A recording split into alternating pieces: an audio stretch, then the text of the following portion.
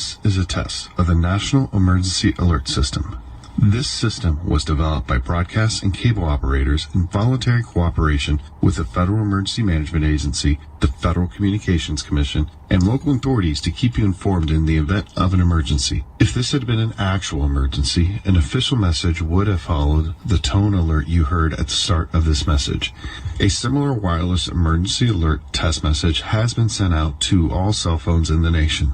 Some cell phones will receive the message, others will not. No action is required.